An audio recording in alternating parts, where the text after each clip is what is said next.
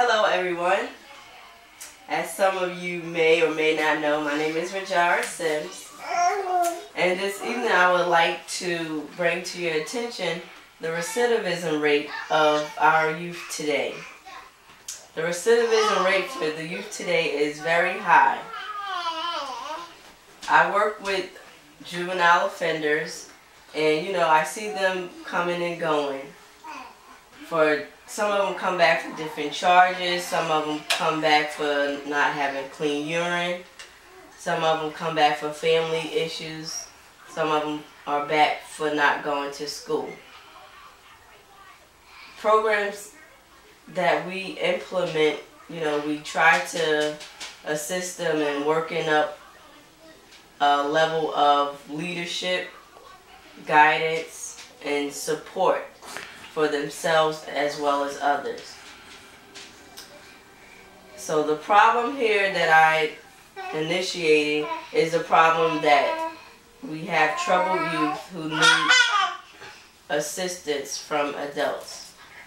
So some of the solutions that I came up with that we as adults can help them reduce their rate of recidivism is for us to establish extracurricular activities for them to do to keep them active in a positive way. We ourselves can display leadership skills, support and guidance to just, lead them through life. The Bible tells us that God gave us His only Son. So this kind of helps us along the way to live our lives in the steps of God. I had researched some different states trying to compare the recidivism rates of the youth, and it was very high numbers. Some of the percentages were from 35% and up, which is very high.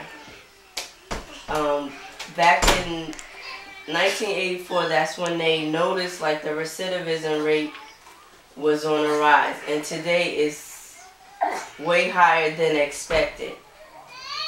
I think as adults, we need to show our support to these youth to let them know that it's someone out there who's willing to help them.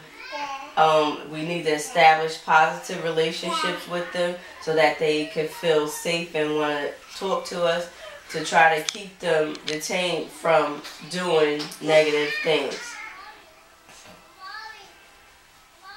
At times, with working with some of the girls, at times I get calls from previous residents letting me know how they're doing, and they actually let us know as a staff how much we actually helped them and that we made a difference in their lives. When you hear stuff like that, it keeps you wanting to move forward to help, to help them help themselves and actually their peers or other siblings and so on and so forth. Today's youth are our future.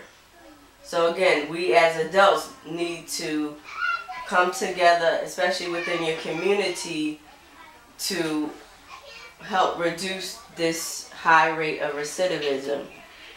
I would like for you guys to just think about some things that you could do in your community to offer your support to these youth who are in need of our help.